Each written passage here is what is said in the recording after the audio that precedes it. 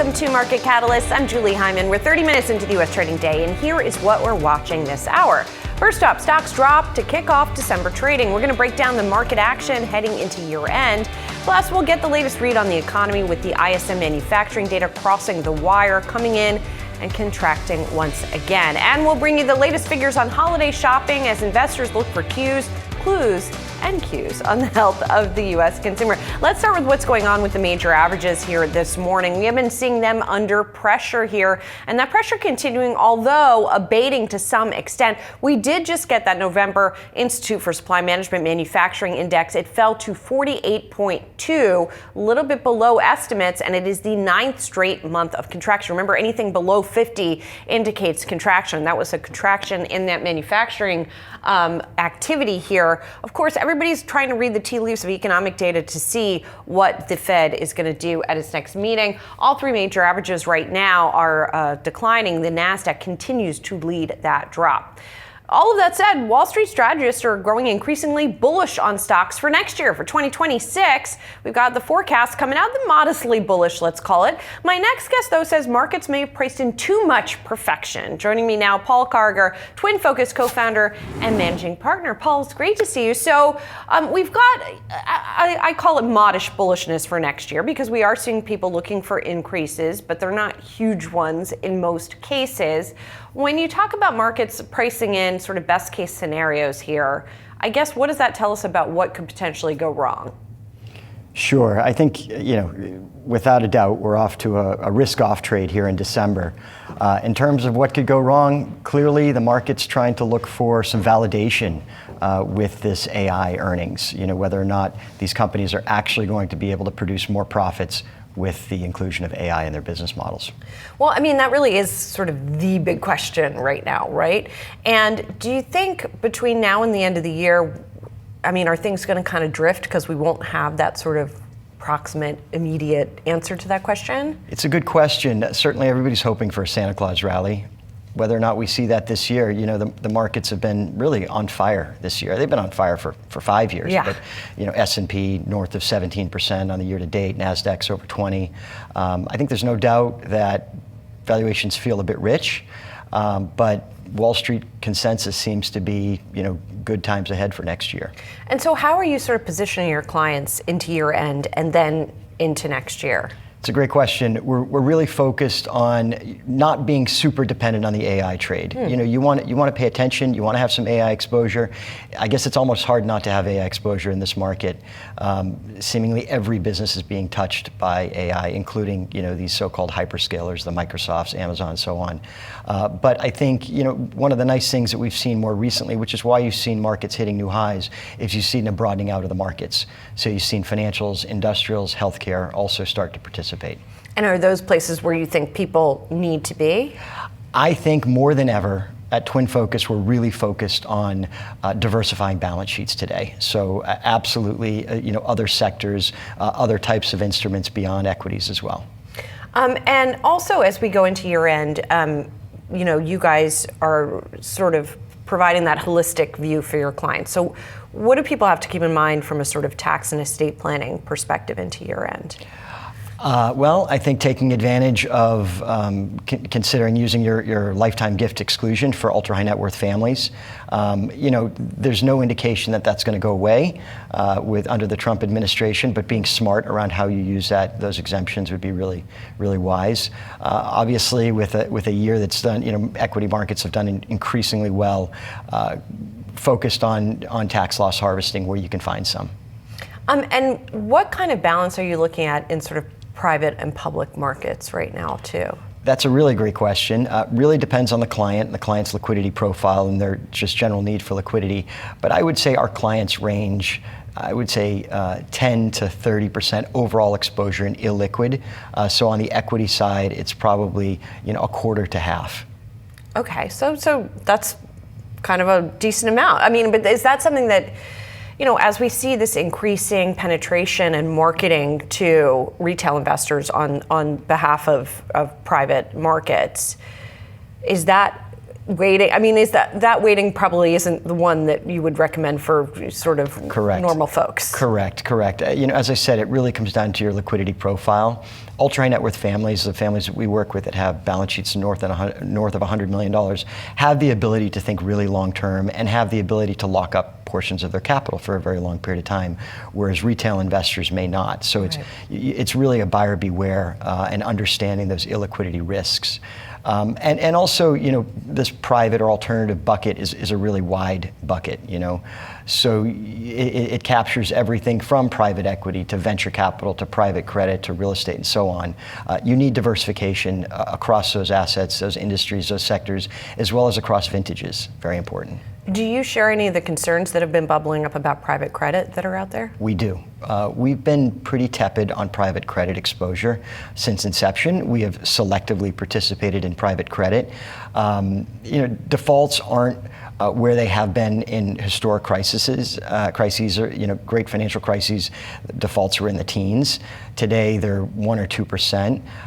That doesn't take into account other types of kind of workouts that private credit lenders are working through with borrowers, but it's still not to those great financial crisis levels. Mm-hmm. That said, we haven't felt that you're really being compensated for the risk in private credit. Well, that's what I was going to ask you. We keep talking about private credit. Most people probably maybe have a little bit in their portfolio that don't even necessarily know about it, but what function, what role should it serve versus owning regular old corporate bonds? Yes, you might get a higher yield, but what are some of the trade-offs? The trade, you really need to get that higher yield for the risk you're taking and for the illiquidity that you have in the asset class.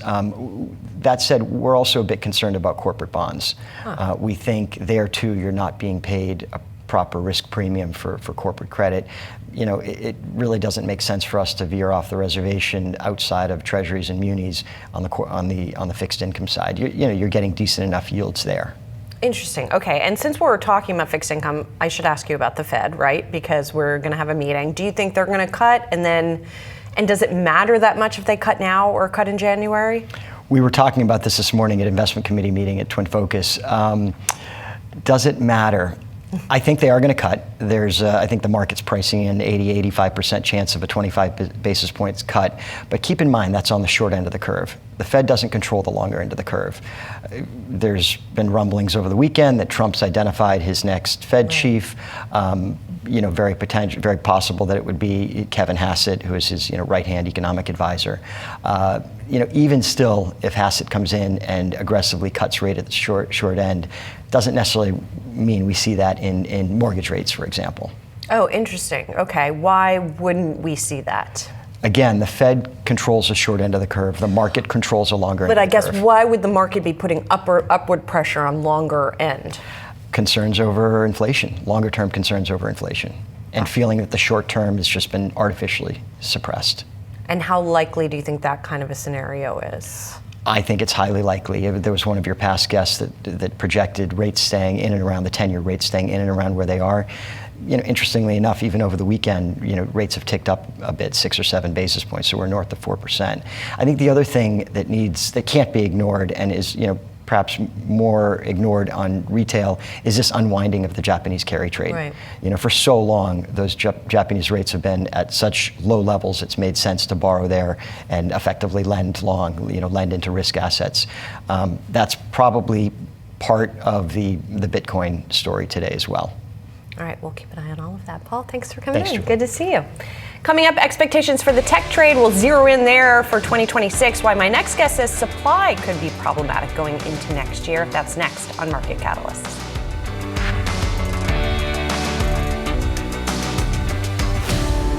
Tech stocks could be in for a volatile first half of 2026. My next guest says supply could start to be problematic. Joining me now, Ted Mortensen, Baird tech strategist. Ted, it's always great to talk to you. Let's talk a little bit about the first half of 2026, or I guess all of 2026, and then we can talk about some of the more recent things we've been watching. But, we have seen some of these supply concerns bubbling up, notably with memory chip pricing is one of the ways. What are you watching? So I think I look at it from a holistic standpoint of Q3 earnings. I mean, you've seen three major companies increased their forward inventory buys dramatically. If you look at NVIDIA, up 63% sequential on forward buys. ANET went from 5 billion to 7 billion. And then the last one was Cisco, going from like 5.3 billion to 8.2 billion year over year. So if you look at the cloud titans spend, we're now over 400 billion. That's up almost 80% year over year. And I think the supply chain is just not structured the right way to not seeing shortages in the first half. The big thing happened last week, and I think most people missed it either because they're on Thanksgiving holiday or en route to Thanksgiving. On Tuesday, Dell CEO basically said that he's seeing massive increases in prices and that he's anticipating shortages across advanced logic, memory, and you can throw in optical into that aspect going into the first half. A lot of these companies have ample Q4 inventories. It's just the first half that I think the street's not looking around the corner properly. Well, and Ted, how is this going to play out? Because sometimes in the past, when there have been supply bottlenecks, the stocks involved still go up because it means there's a lot of demand. Sometimes, though, it goes the other way. So how would you recommend investors sort of position around this? It's really tough, and you asked the right question. The problem is, I don't think anybody knows, and I'd highlight in the optical space as well as memory. Those are the bottlenecks. Memory and networking are definitely the bottlenecks. Nobody knows how much double and triple ordering we have. And at some point, we will find out, and that's the downside of the trade. The upside of the train is this unprecedented demand that the CEO of Dell basically said, I don't know how many times on the call, but we're seeing probably in my career the biggest demand environment. So it's really a double-edged sword. I think people just got to be very, very vigilant on models going into the first half of 26. A lot of the buy and sell side models, in my humble opinion, may be a little bit stale and extrapolating, for example, 40% cloud growth. We may have some hiccups along the way that may actually impact the availability of supply in the first half. Gotcha. So you're saying 40% might be too optimistic given those supply constraints, but would that imply that once supply does come online, that number makes more sense? It may. I think it's just not going to be linear. We are, talking, listening to the Dell CEO. I've listened to Dell calls for decades, and this Dell call was very, very interesting on the CEO basically saying, hey, we've got massive pricing increases going on. I don't think the street really looks at that in the aspect of, for example, your previous guest on private equity. I mean, this is a moving target for funding a lot of these projects where 20% is equity and 80% is project finance.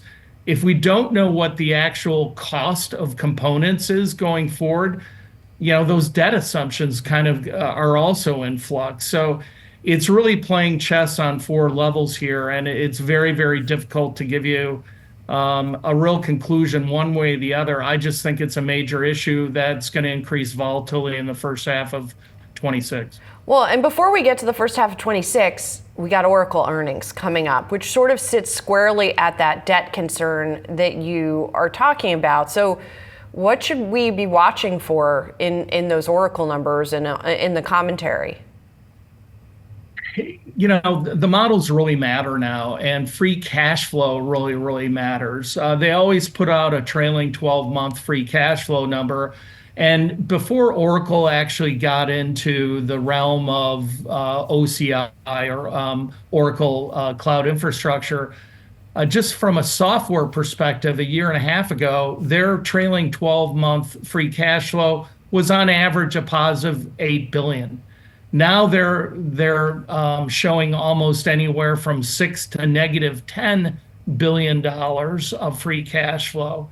And the street just does not like any name that, if you look at the Bloomberg or any model estimates out there for fiscal 26, 27, and 28, some of these companies may not get free cash flow for a long time because it is so capital intensive.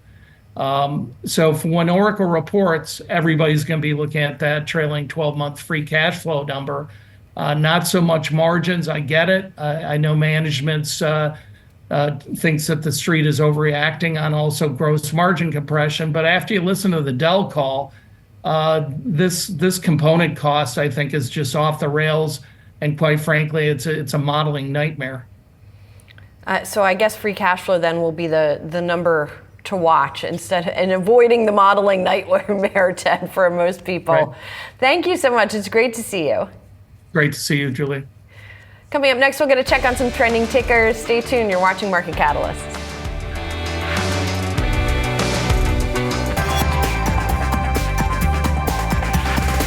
Yahoo Finance, I'm Brooke Tabama, live at the NASDAQ here in Times Square. Let's turn now to some of today's top analyst calls on Wall Street. We're watching shares of CrowdStrike, Carvana, as well as home improvement retailers Home Depot and Lowe's. First up, let's take a look at CrowdStrike. KeyBank raised its price target in the stock to $570. That was based on stronger conviction in the company as a category consolidator. The firm also believes that it's best positioned to deliver on its agentic security operations strategy. Next up, Carvana. UBS initiated coverage of the stock with a buy rating. The analyst believes it could increase its market share of the used car market to about 4% by the end of the decade and by 8% over the course of 10 years. Now, that's up from its roughly 1.5% market share it has now. Plus, the analyst thinks its same-day or next-day delivery model is helping to increase brand awareness as consumers seek out better experiences and better prices. And last up, we're watching home improvement retailers Home Depot and Lowe's because Stifel raised Lowe's price target to $250, but lowered its price target on Home Depot to $350. The analyst said near term it prefers Lowe's thanks to its ability to better capture demand once the category sees an inflection point as consumers held off those major projects at home and as well as moving. He also said that it made the, quote, right investments in its pros business. Keep it right here on Yahoo Finance. We'll be tracking all the market moves throughout today's trading session.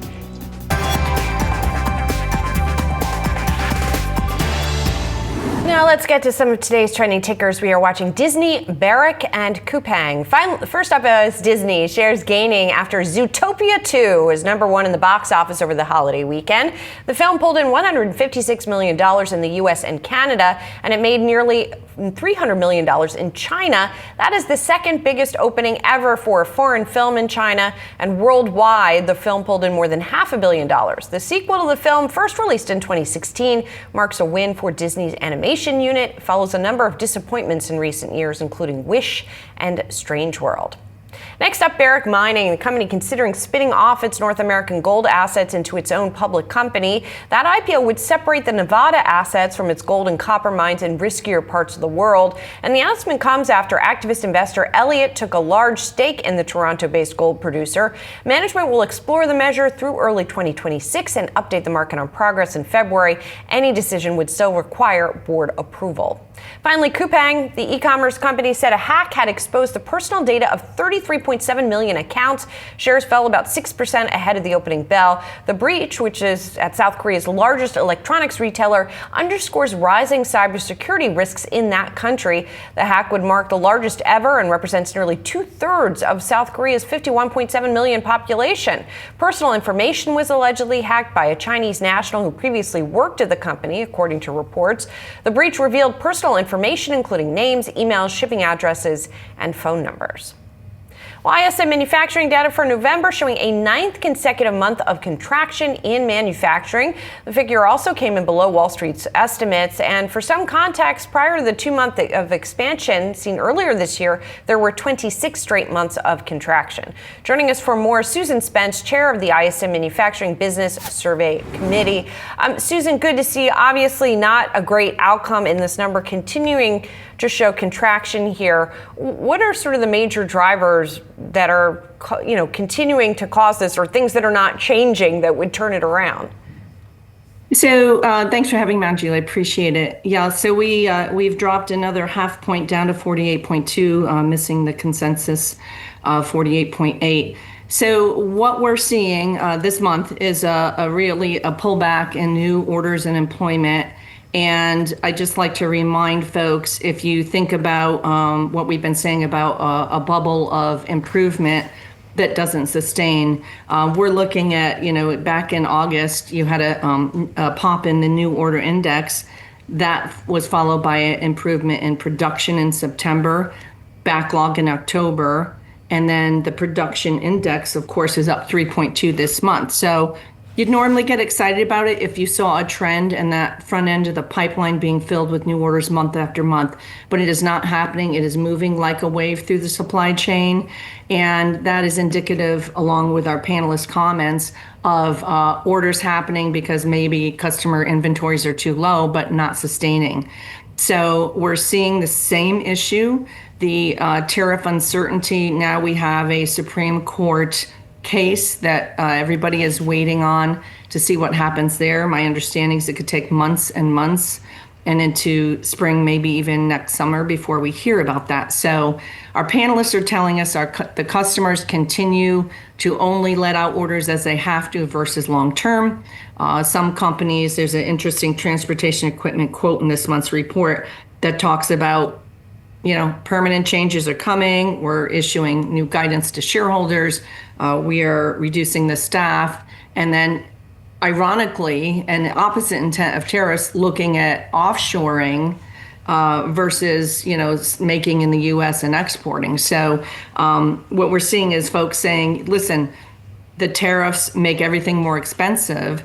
And, the offshoring is still the cheaper option. It's just eroding the margin. So it is not having the intent that I think folks hoped it would.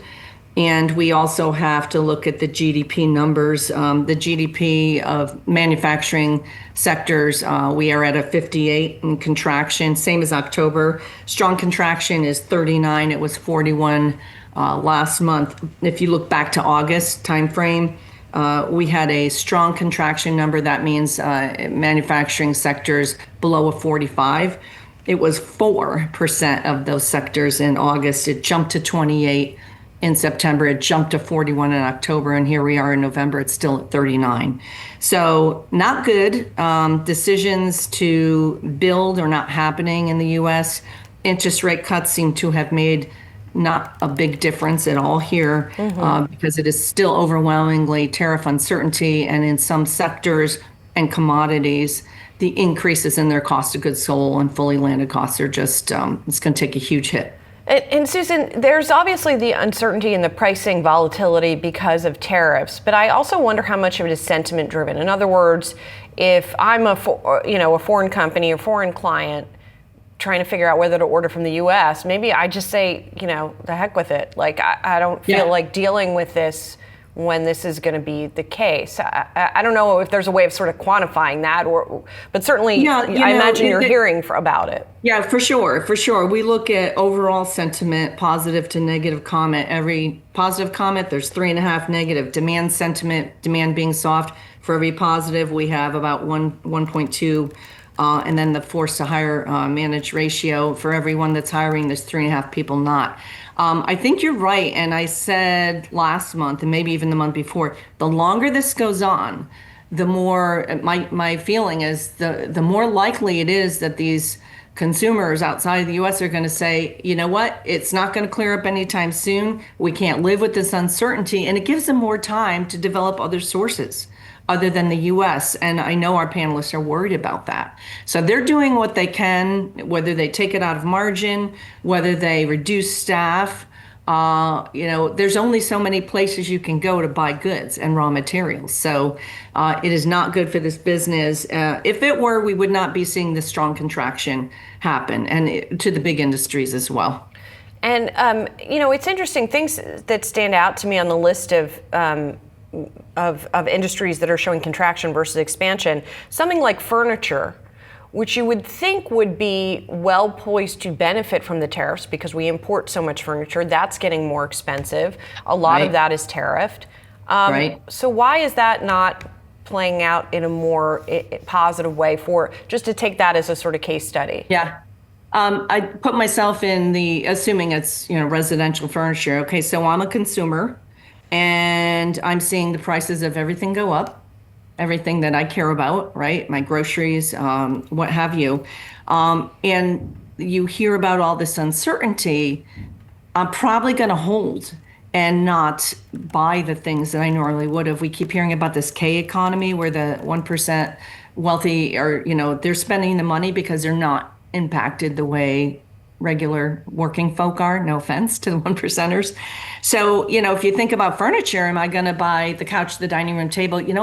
It's uncertain. And if I'm working and I'm not certain how my job's going to play out, right, then I'm probably going to wait. I can wait. So I think even though furniture isn't the biggest contributor to manufacturing GDP, it's a great example for that reason. So what are you doing in your own life? Are you waiting, or you just are not seeing positive comments come out of these reports?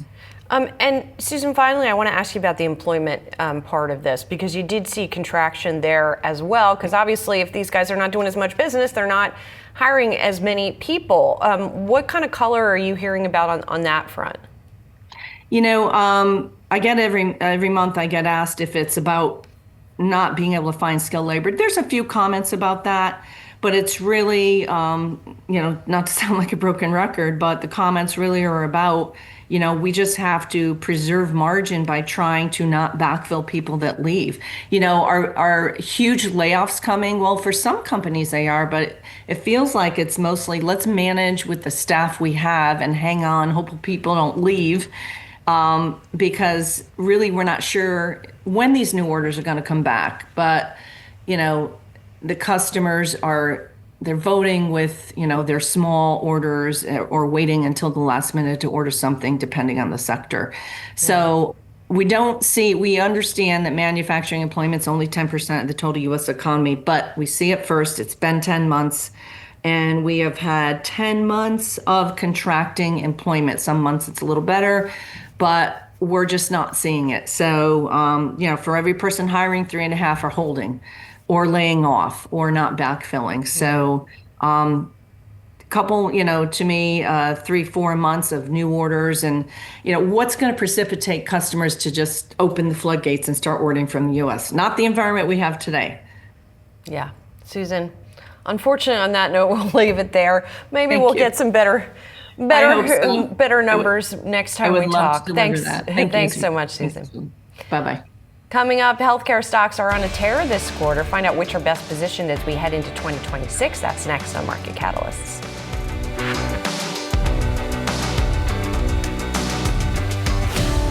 Healthcare was a standout performer in November, leading all S&P 500 sectors with a nearly 10% gain. I talked to Jared Holtz, healthcare equity strategist at Mizuho Americas, about what's fueling that outperformance. Let's talk about healthcare, because it was sort of like a sleeper here. This year, it's kind of middle in the pack in terms of performance, and there's a big dispersion across the different healthcare stocks. What to you sort of changed in November that helped fuel some of these gains? Well, I think first and foremost, it's just been the breadth of the market and money coming out of some of, these perennial winners, namely large cap tech. I think when, I speak to healthcare investors, one of the biggest things that we kind of discuss in so many different forums is just the momentum of tech and the underperformance of healthcare that's been so consistent.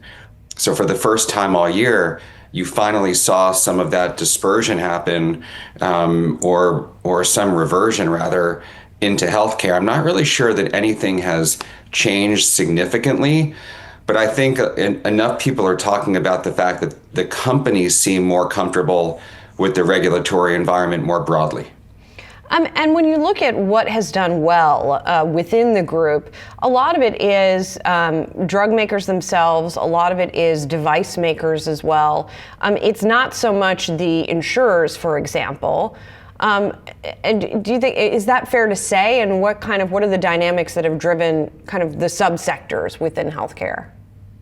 Yeah, I think when you look at the insurers and the managed care subsector, two things really come to mind. One, there's been sort of this on again, off again situation with respect to the exchange subsidies and whether that was going to be part of the agreement that got the government back up and running. So far, there's been no definitive answer on that, but it seems like there will be an extension. I mean, that's what most of the reports suggest. But again, it's been a little bit inconsistent as far as the news flow there. I think that's been a little bit troubling for some investors to wrap their heads around. The second thing would just be that we're seeing, utilization stay stronger for longer. That goes back to your comments around the medical device stocks. They've been fairly strong.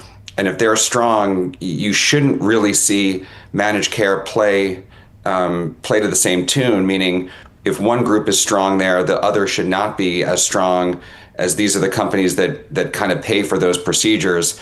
So we've seen a lot of strength in pharma and medical devices because of the utilization situation. And then managed care has kind of lingered. The stocks have not been bad necessarily, but they have not really caught this momentum trade. Do you think that will change for managed care?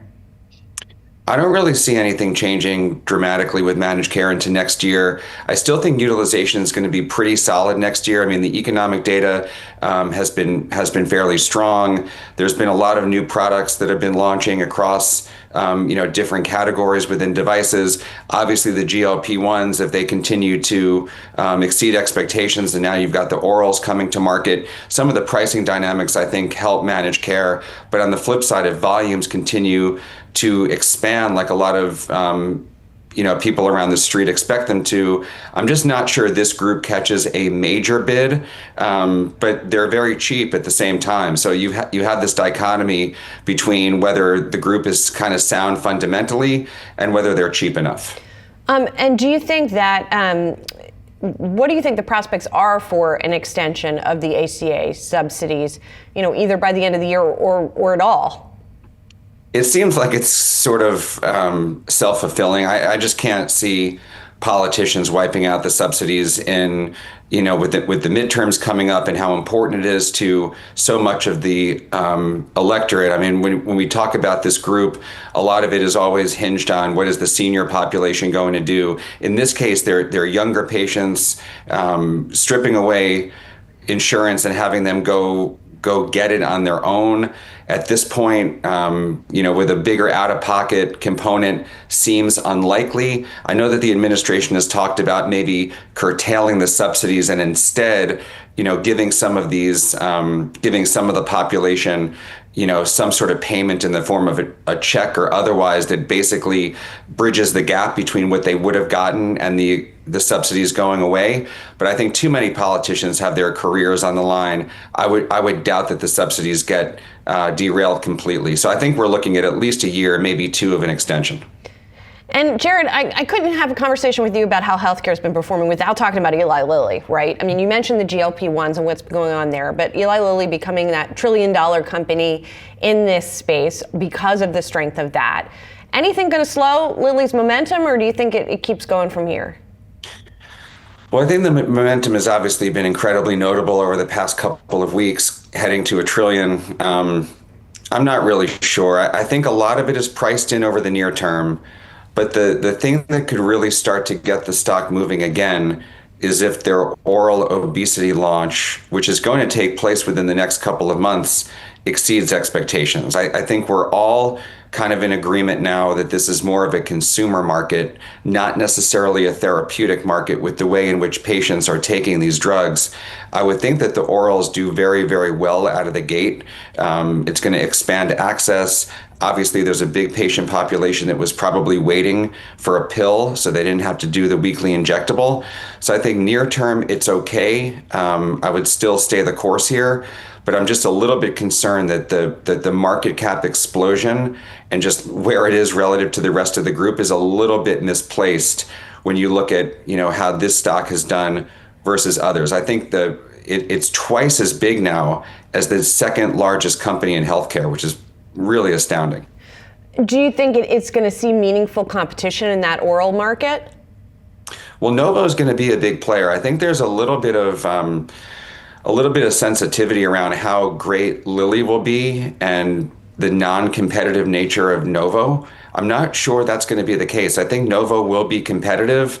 I'm not sure they're going to get 50% of the market, but they could easily get a third to 40%, which is where the injectables have been tracking. But other than that, I don't really see any competitor coming in over the near term that's going to make a lot of noise. Obviously, you've got a lot of other large cap pharma companies playing here with products in development, as well as biotech with Structure and Viking and a few others. But over the near term, I see this as a two-player market.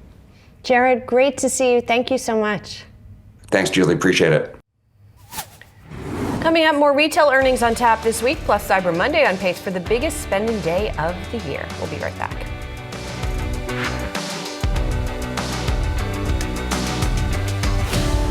Cyber Monday spending is expected to come in at $14.2 billion, according to Adobe, as consumers hunt for deals on holiday gifts and staples alike. In-store traffic did fall year over year, according to data from RetailNext, saying shoppers opted to plan their purchases rather than impulse shopping. Here with more insights is John Mercer, CoreSite Research Head of Global Research. You guys look at retail and technology and the intersection, so it's great to have you here on this Cyber Monday. We talked about the scope and the size of the spending today. What do you think it's going to look like? Who's going to kind of win today, and how are they going to win? So from our store visits, we had a whole team out in stores on Black Friday. We think that young fashion retailers, beauty specialty retailers, they were very strong. We saw very strong performance in terms of store traffic at Macy's too. And we've got Macy's earnings coming up later this week.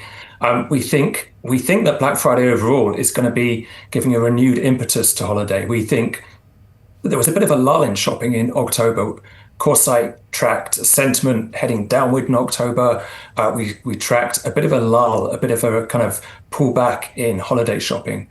We think with the government shutdown over, with sentiment stabilizing, that Black Friday will give a kind of impetus, a renewed push to the remainder of the holiday season. So we think it was a strong Black Friday. Yes, store traffic was down a little bit, but online sales were up strongly.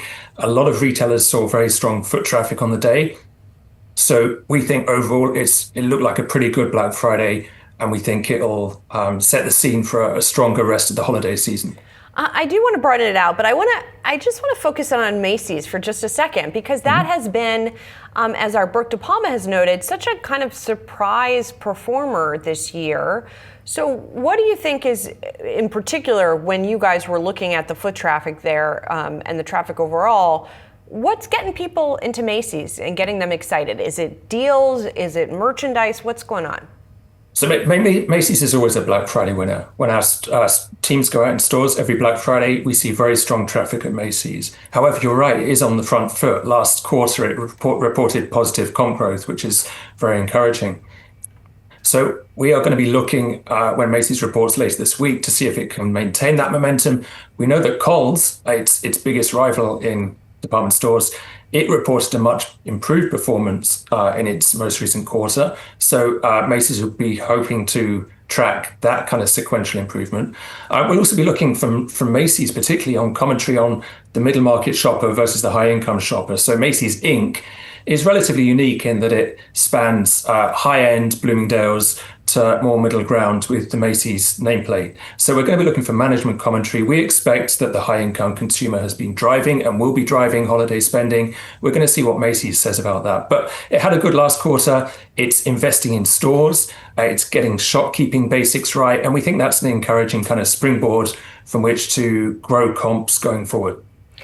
John, I want to ask about inventory management also, which sounds like a pretty dry subject, but it has become more interesting this year because of what's been going on with tariffs. So were the retailers able to manage their inventory adequately, competently enough that they had in stores enough of what people wanted? So on Black Friday, we saw very well stocked inventory. We thought shelves were very stocked, kept very well replenished. Thinking about the department stores specifically, they pulled back very slightly on inventory in the second quarter. Year over year, they pulled back very, very lightly on inventory. Other retailers, of course, have been pulling inventory in early in the year to get ahead of tariffs or potential tariffs. What we have observed at the store level is that inventory was pretty solid on Black Friday. There weren't major gaps. There was solid availability. And we think that sets retailers up, including department stores, up for a solid rest of the holiday season. John, all of us have had the experience of wandering into a store and through a store unable to find anyone to help. Have retailers sort of gotten better, or what's this sort of staffing cadence look like right now? So that's really interesting. It is still a relatively tight labor market. At CoreSite, we track holiday hiring, and actually holiday hiring is at the lowest level this year since we started tracking it. It is very low. A number of retailers haven't disclosed how many people they're going to hire for the holidays, which is unusual. Big names that would usually disclose their hiring have not disclosed that, which we take as a pretty firm signal that they pulled back. So holiday hiring is much weaker. We think retailers have been playing cautious on that. But yeah, you're right. Service is absolutely something that stores have to fight back with. And it's something Macy's has been doing. Macy's has been investing in service, in staffing, in the store environment. And for a company like Macy's, which has to justify effectively its difference versus more value channels, that's exactly the right area to be investing in. Digital channels are growing fast. We're seeing agentic AI support digital sales growth. So how do stores adapt around that and cater to that? They have to invest in service, and that is typically delivered by people in store.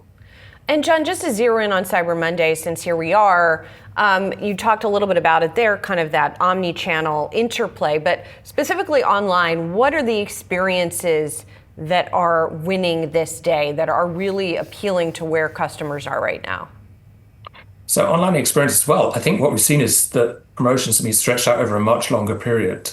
But also what we're seeing is agentic shopping. So consumers are going via ChatGPT to do comparison shopping and ultimately checkout, whether that's checkout on ChatGPT or checkout on the retailer's website. So they have these incredible tools now available, these consumers, that can do the comparisons for them. They don't have to trawl necessarily around a whole bunch of websites. They can get that information, pull it in, and do that comparison. So shoppers are much more equipped digitally.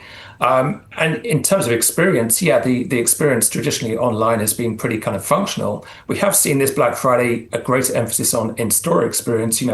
Companies have been offering giveaways, product launches. They've been trying to add in some of that kind of excitement of Black Friday morning. So we're seeing a lot around experience online and in-store. John, thank you so much. Really appreciate it. Thank you. Coming up, we'll have full market coverage ahead in the second hour of Market Catalyst. Don't go anywhere.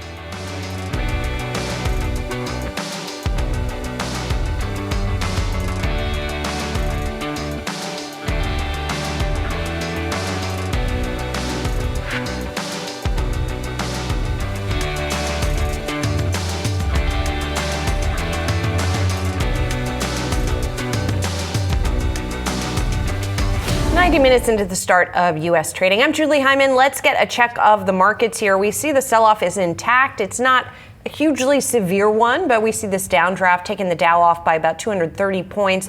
The S&P 500 off about call it 1/3%, as is the NASDAQ. And we continue to see a sell-off going on in Bitcoin today. It's below 85,000. We're going to talk more about that in just a few moments.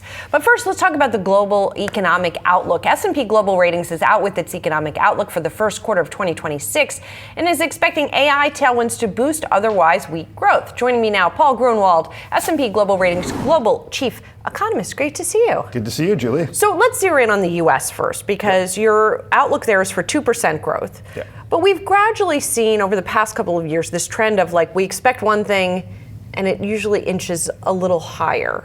So how should we be viewing 2026 through that prism? That happened again this year, right? So after the tariffs, everyone was marking down growth. We didn't have a recession, but we had a borderline recession. But the tariffs were not as bad as we thought. So numerically, they're lower. There was very little retaliation to the U.S., and then it's taken time to pass through. So those effects were moderate, but now we've got these tailwinds. We've got AI in the data centers, we've got lower energy prices, and we've got pretty easy financial conditions. So now we're kind of back up to 2 at the end of the year, which is potential for the U.S., and we did the U again this year. And how significant is AI as a percentage of that? We don't have a direct measure, but we think it's at least half an extra percentage point of growth on an annual basis. And then the other way to look at it, something like 80% of domestic spending in the first part of the year was AI and data centers, which is huge, right? So if you scrape that out, if You've got a labor market that's pretty weak, an expansion that's pretty narrow. So this is going to be a nice tailwind to growth for the U.S. for probably the next couple of years. I mean, on the flip side, when we talk about tariffs, I just talked to someone from ISM, the Institute for Supply Management. Yeah. We got their manufacturing numbers today. What was it? 10th straight month of contraction in manufacturing. Now, I know manufacturing is not the largest part of the U.S. economy by far, but still, these tariffs are something that are designed, at least in theory, to help that sector.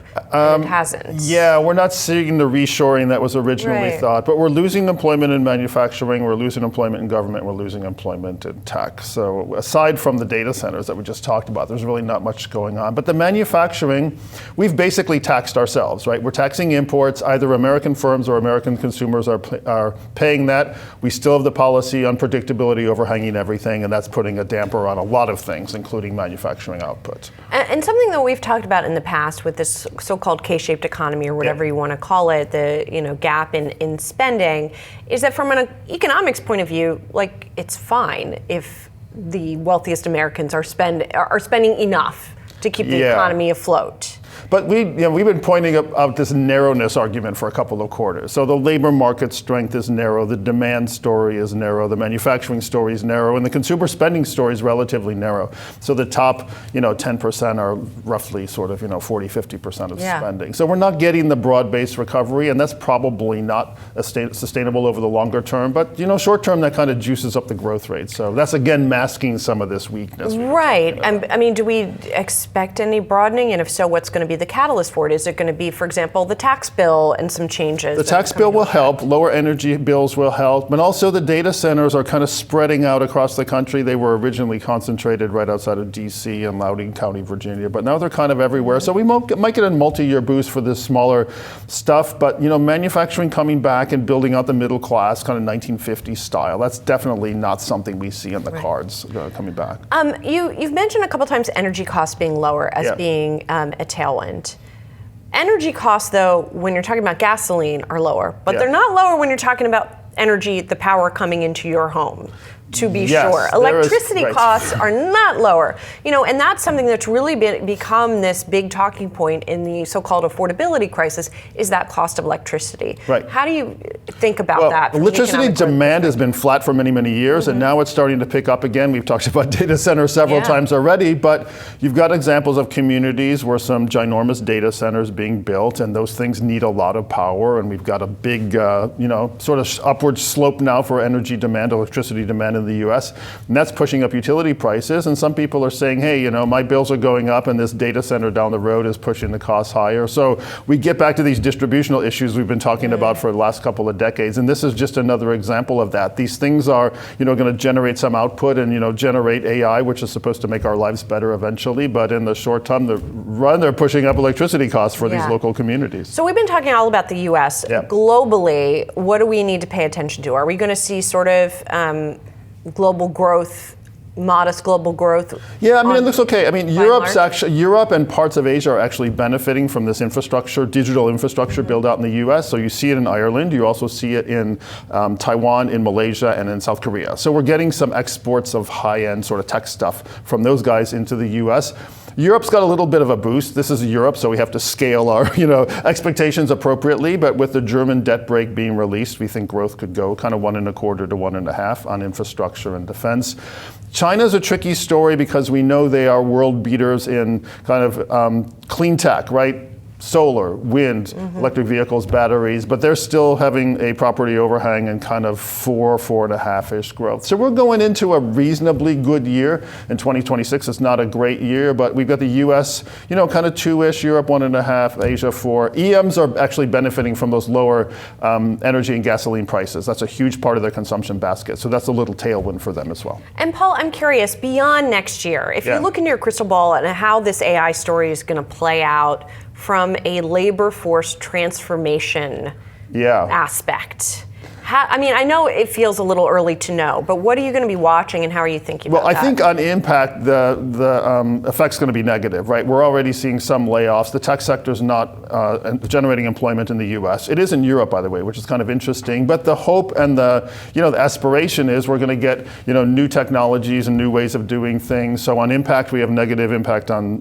labor supply or labor demand, but then over time that kind of goes up and we get a sort of a labor renaissance and we get productivity and all that kind of stuff. That's baked into a lot of the pricing, so that's something to watch in the next couple of years. But that's the view now. It's still early days, but maybe next year we get a bit more clarity on both the macro payoff on the productivity and also the financial payoff on the earnings. Both of those have to come through. Yeah, that would be nice to know more about all of those things. Paul, great to see you. Thanks for coming in. Appreciate it.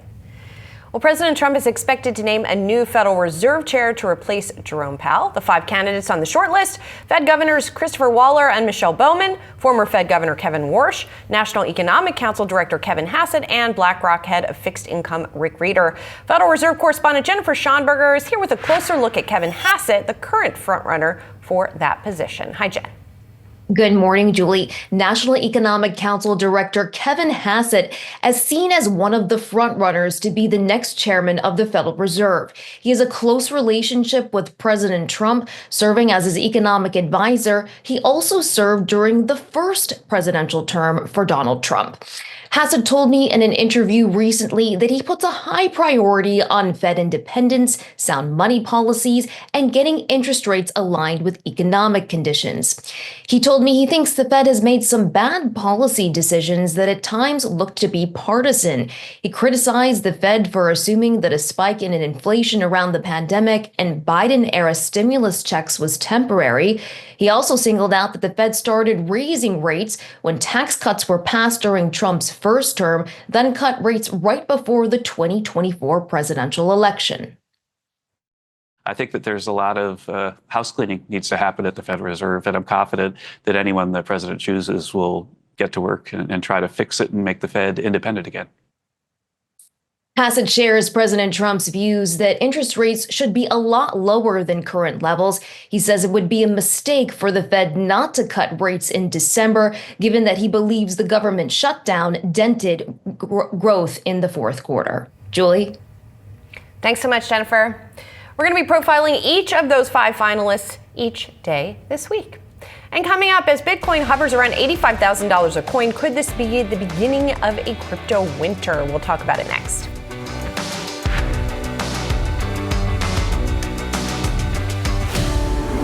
Bitcoin is now below $85,000 as part of a broader flight to safety that erased $1 trillion in total market cap from crypto assets over the past month. Meanwhile, Michael Saylor's strategy, which owns roughly 3% of all Bitcoin, announced this morning the establishment of a cash reserve, as in cash dollars, of $1.44 billion. The stock is down now 11%. So we're trying to figure out whether this sell-off could be the beginning of something more profound, a so-called crypto winter.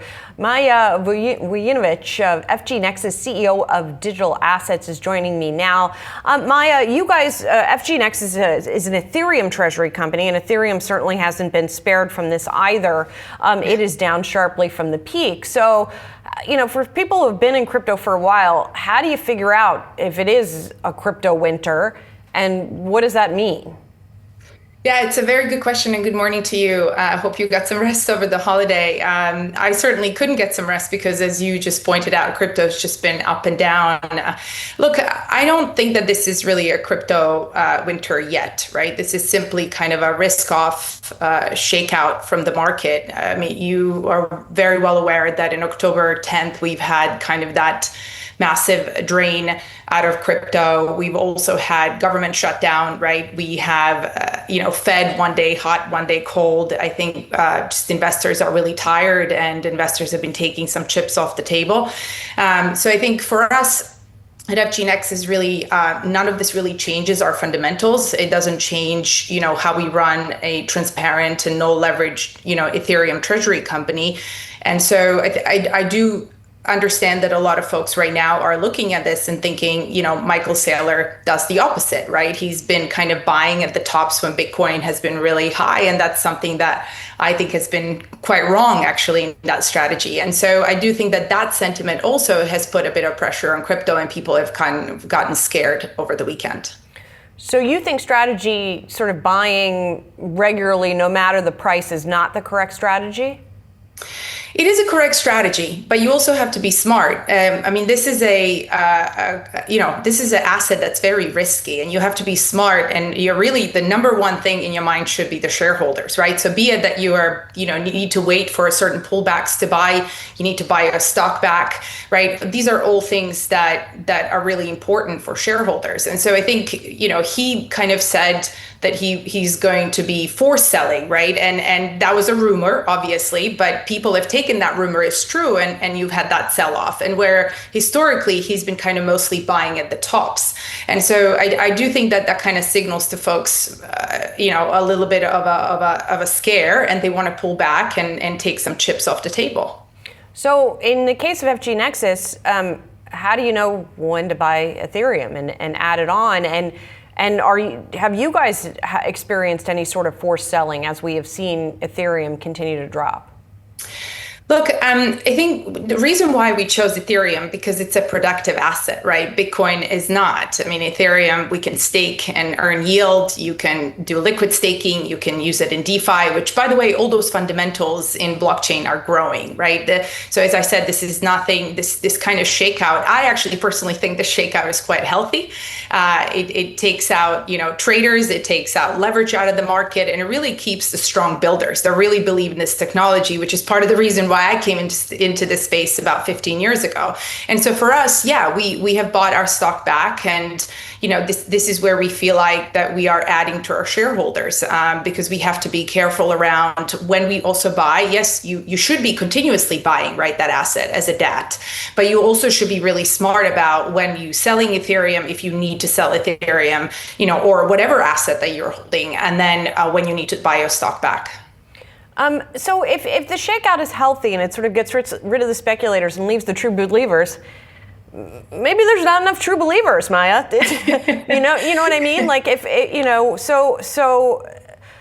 think that I don't know if it's the case so much with Ethereum. It is to some extent, but the thing that has been the argument for prices to continue to go higher was institutional adoption, right?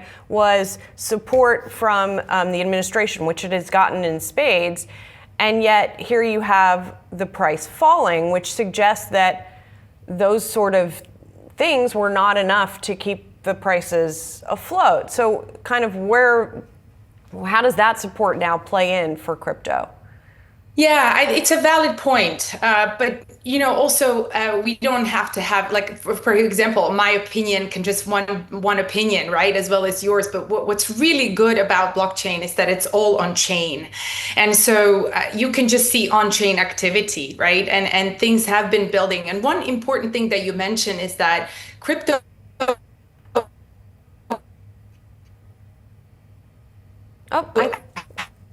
Maya, I think we're having a little bit of issue with your connection. Do we have you?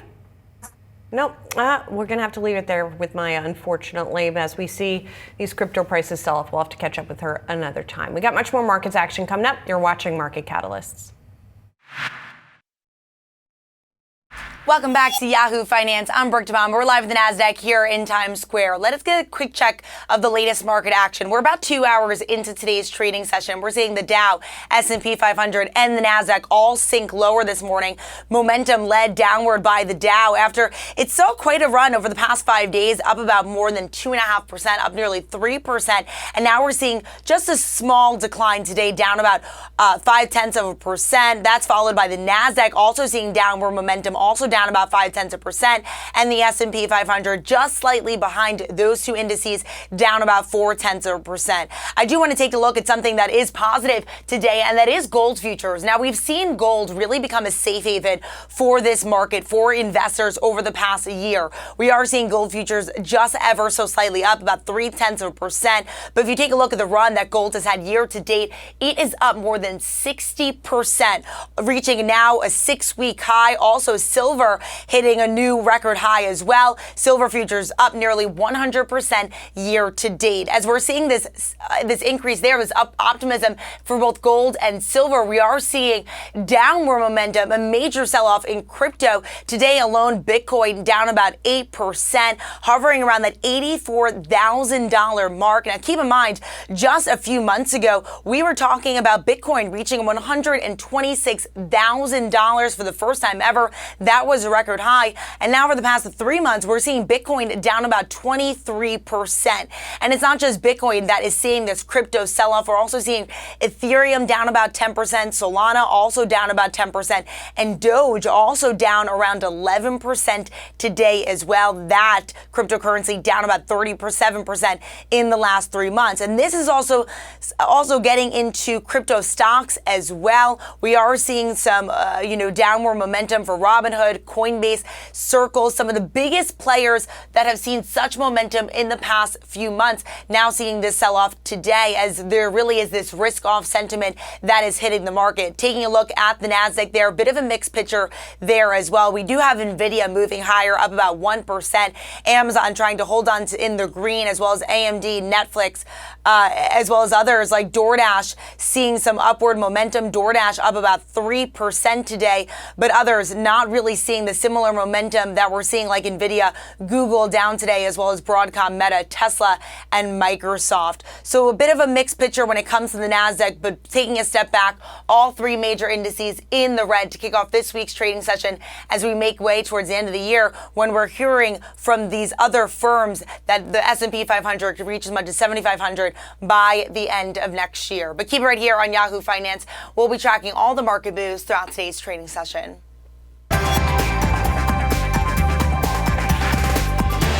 Now time for some of today's trending tickers. We're watching Moderna, casino stocks, and Leggett & Platt. First up, Moderna. The vaccine maker sliding after a top Food and Drug Administration official said he'd impose new restrictions on vaccines. A memo from the agency said it would place new restrictions on which vaccines hit the market. The official blamed COVID shots for playing a role in the deaths of 10 children. In the memo he sent to agency staff on Friday, which was seen by Bloomberg, he said the FDA will require vaccine makers to perform additional tests to get their shots approved as a result of those safety concerns. Shares of other vaccine makers, including Novavax, are also sliding. Next up, Bally's, the casino operator, along with Resorts World and New York Mets owner Steve Cohen, have won approval for a New York casino. The decisions made by New York State's Gaming Commission brings the state near the end of a decade-long process to award as many as 3 casino licenses. Bally's is proposing a $4 billion resort at a Bronx golf course previously developed by President Trump. Hedge fund mogul Steve Cohen will partner with Hard Rock International to build a massive casino complex next to Citi Field. And Resorts World, which is owned by Malaysia's Genting Group, proposed investing $7.5 billion to build a resort in Queens. Finally, Leggett & Platt. Shares of the home furniture manufacturer jumping on takeover interest. Betting company Somna Group International proposed to acquire the company in a $1.6 billion all-stock deal. The offer values Leggett & Platt at $12 a share. Somna Group submitted the proposal to Leggett & Platt's board and requested a response by December 22nd. Somna Group owns Tempur Sealy, the mattress firm, and Dreams Bedding. The Leggett & Platt board said in a statement that it is reviewing the proposal. We got much more markets action coming up. Stay tuned. You're watching Market Catalysts.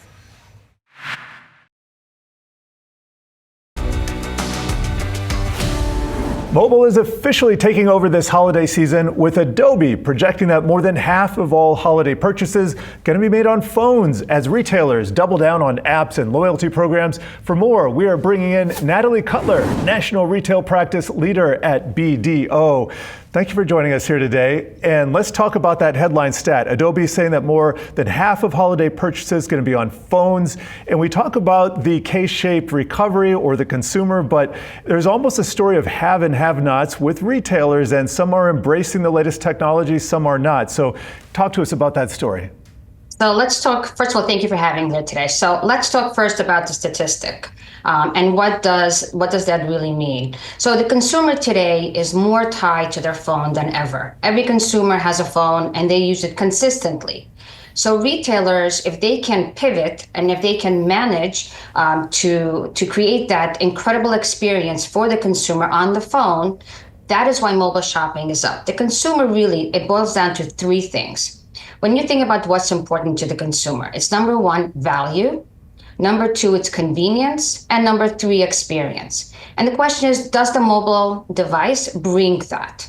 Can the retailer deliver on that? Value can mean in terms of discounts, pricing, quality of the product. And then the convenience and the experience is where the mobile device comes in. Can it be a seamless shopping experience? Can it be easy to make that purchase? And then what's the experience that the mobile device is providing to the consumer? Yeah, the experience is key there, because sometimes I get inundated with offers and that just kind of turns me off to a brand, makes me want to unsubscribe from their text messages or delete the app. But what about loyalty programs? How important are they, and the strategy behind pushing some of those alerts out to consumers? That's a great point. I'm with you on canceling some of the subscriptions that I have into these emails. But loyalty is going to be a key factor for lots of consumers this year. Loyalty used to be just sign up and get an initial 5% or 10% discount. And retailers have really taken loyalty to a whole nother level. It has exclusivity, so you can have exclusive products, exclusive times to purchase, and then there's also tiered discounts. If you purchase X number of dollars, you'll get 5% off. If you purchase Y, you get 10, so on and so forth. And that's really in an effort for the retailer to keep the consumer coming back, to keep them making that purchase in one place. And what about this K-shaped or two-track consumer? We've talked a lot about the difference between the high-end consumers and the lower-end consumers, and what kind of products are buying, the stuff that they want versus what they need. What does that look like? So certainly the K-shaped economy is playing a role in this. Whether you're looking at the average consumer or at the affluent consumer, the average consumer is going to be, everyone has a fixed budget. Mm-hmm. And the average consumer is so much more so. So they are really going to be looking at what promotional deals are out there, what discounts, what value can they buy, can they find. The affluent consumer may be more into the convenience factor or the experience factor. It's certainly a divergence, but I do believe that these three things that I mentioned are so critical to each consumer. And what about, we talked about AI on the retailer side, on the app side. What about the consumer side? I've seen ChatGPT and Gemini really lean into making that search experience for products kind of integrate with potential buys. And how is the consumer changing and responding to the ease of AI that it's bringing to the market? Absolutely. The AI is playing a big factor for the consumer, right? So there's the ability to do comparison shopping that retailers really need to make sure that their products show up in that space. There's also, as you mentioned, the visual search is critical and very important for the consumer today. In fact, I was doing some research earlier. I went into a department store and I could see that the consumer is using their mobile device to do the comparison shopping. Yeah. I got to talk tariffs for a second here, and also the effect that that's had on inventories. We've talked to a number of guests who said that inventories are looking good right now because they were pulled forward, but once they run out, that's a different story. So how is that impacting shopper behavior, and what should people be looking out for and thinking of as this kind of story evolves over the holidays? So retailers that have a very strong back end, right, where they're using AI, whether they're using strong supply chain, strong inventory management, predictive analytics, those are the retailers that are getting their inventory at the right price, at the right time, at the right location. From a consumer's perspective, they really need to understand what they're looking for and who has it. Okay. What about buy now, pay later? That is an option that we've seen grow in popularity over the last few years. Is that still going strong? Is that something that consumers are really still leaning into? Absolutely. As we head especially into the holiday season, because consumers want to buy, consumers need to make that purchase for the holidays. And given the fixed budget, consumers are really leaning into the buy now, pay later option. All right, given everything that you've seen here, tariffs, softer budgets, mobile, AI, which type of retailers look the best positioned this season? That's a really good question. So the retailer that understands their consumer, understands what their consumer values, what they need, creating that exceptional experience for the consumer is going to be the winner. There's always going to be winners and losers, as you mentioned, but I do believe that the retailer that truly understands what's important to their consumer and provide that to the consumer in today's environment is going to be the winner. And hopefully the consumers are the big winners this holiday season. Thank you so much for joining us here, Natalie. Thank you.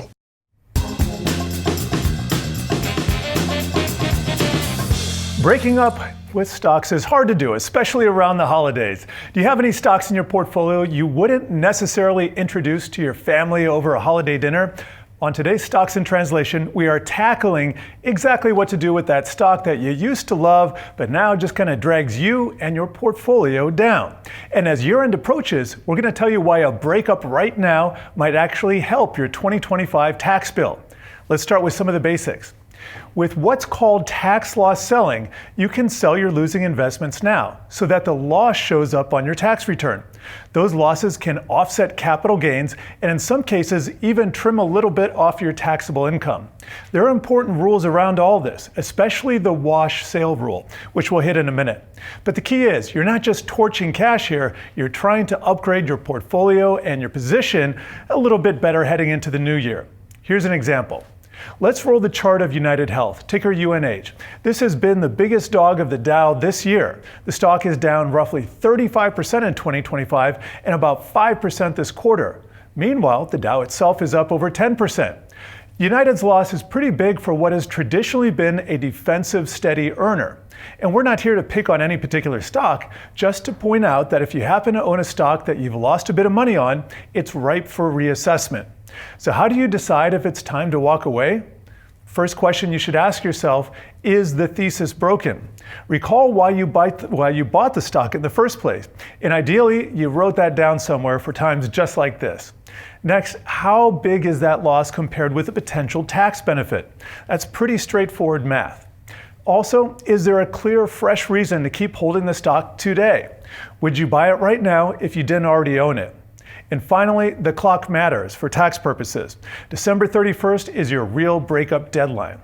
And if you're leaning towards selling, Uncle Sam has one big ground rule: no wash sales. So let's tackle exactly what that is. A wash sale is selling at a loss, and then rebuying the same or nearly identical stock or security within 30 days, which can erase the potential tax deduction. So if you dump your loser today and then text your X stock back into your portfolio next week, the IRS basically says, nice try, no tax break for you. No rebounding with your X is the discipline. So how do you move on without breaking the rules while setting yourself up for a better future? Here's how to rebound and play the field wisely. Instead of running straight back to the same name, if you've got a type, you can look for similar but not identical ideas. Maybe a broader sector ETF or a different stock with stronger fundamentals in the same space. And if your typical stock pick is a high beta, to-the-moon party stock, maybe go a little bit more conservative to balance some of your other stock relationships. Use that 30-day window to rethink your goals and your risk tolerance, not just stare at what your old stock is doing on the apps. And watch out for FOMO on those hot year-to-date winners. The stocks that already ran up hard might not be the best rebound partners. And remember, it's okay to ease back in. You don't have to chase every little bounce just because you got some cash. So here's your stock breakup checklist. Take a beat and think about which losing investments still honestly fit your plan. Being truthful rather than just hopeful will get you farther in the investment game. Next, how big are the profits you've already booked so far this year? They're called realized gains. The bigger the locked-in gains, the more use you might have for the offsets that get you from that selling of losers. Then watch out for any potential wash sale landmines in your recent trades. And if you do sell, think about how you can make that cash work for you. Maybe it's another stock, maybe it's just a money market fund earning 3+%. Sometimes we stick in a relationship over the holidays just to be nice, but there's no reason to be nice to a stock. Consider freeing yourself of the emotional baggage of a bunch of red in your portfolio, and you might step into the new year feeling a little bit lighter. And be sure to tune into the Stocks in Translation podcast for more jargon-busting deep dives. New episodes can be found Tuesdays and Thursdays on Yahoo Finance's website or wherever you find your podcasts. Stay tuned for more market catalysts up next.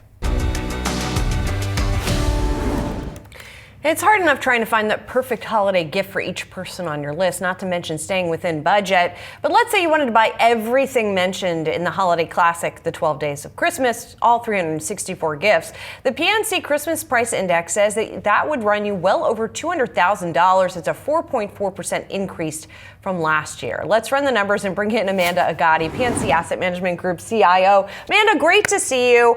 Obviously this is a lighthearted look at Christmas and pricing, but obviously, by the same token, pricing is a big and serious issue right now as we talk about affordability in the U.S. So when we look at this list and you look at that 4.4 or 4.5% gain year over year, I mean, what does that kind of tell us about what's going on with inflation? Well, Julie, it's always great to be with you. Thanks so much for having me to talk about one of my favorite projects of the year. And yes, it is indeed whimsical, but we do try our best to tie what's going on in the real world and the economy to what's happening in the Christmas Price Index. And so you're right, there is a pretty significant increase on a year-over-year basis. It is handily outpacing the BLS's version of CPI, which at last check was about 3%. Part of this is that it's a very high-end specialty gift basket of sorts. So this is not necessarily a take on what the average consumer is expecting here, but there have been some pretty significant needle movers. Sadly, my favorite gift of all time, the 5 golden rings, is the single biggest needle mover. So we can talk a little bit about that. But there are some ties very much between this year's analysis and what we're seeing in the broader economy. Yeah, let's dive into those 5 golden rings. I mean, we all have been watching that price of gold. So I guess not surprising here to see that big increase.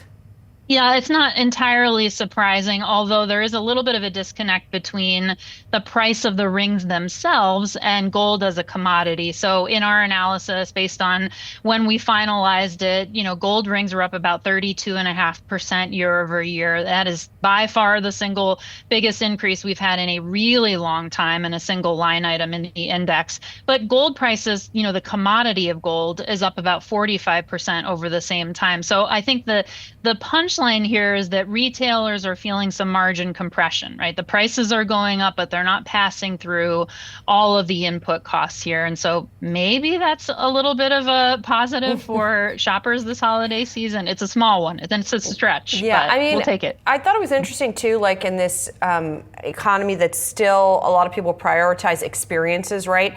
Anything that's sort of performance based on the list has seen an increase, whether it's the 9 ladies dancing, the lords a leaping, the pipers piping, the drummers drumming, like anything entertainment based seems to have gotten more expensive. Yes, absolutely. This is really a trend that we've been seeing since the onset of the pandemic, where consumers have shifted from buying stuff and things, technical terms for you, to experiences, services, events, et cetera. And so, yes, we have seen a decent amount of increase over the last few years on the services side of the equation. But the big needle mover, the third biggest mover in the index this year, was the 10 Lords of Leaping. And this is sort of tongue in cheek, but Oasis has been the hottest ticket all year, concert ticket. And so maybe Oasis is the Lords of Rock. I don't know, but definitely is a reflection of what we're seeing in terms of consumers willing to pay up for experiences. And it's sort of in contrast with like labor costs that are for more mundane tasks, call it, that are not seeing a move. I'm looking at the 8 maids a milking, where we are not seeing any change there.